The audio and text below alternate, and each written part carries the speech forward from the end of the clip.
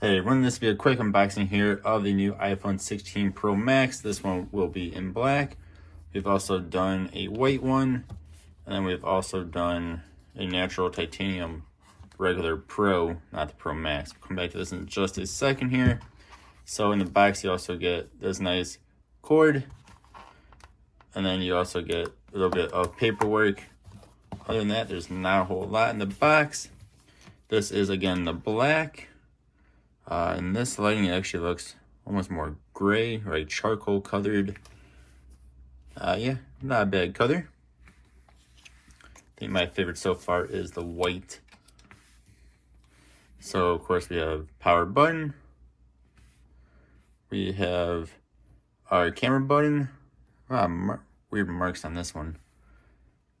We have our speaker and USB Type-C. Volume rocker and our action button. And, of course, the camera with the Apple symbol on the back. So this is a nice color. And then also have the white, which is incredibly white.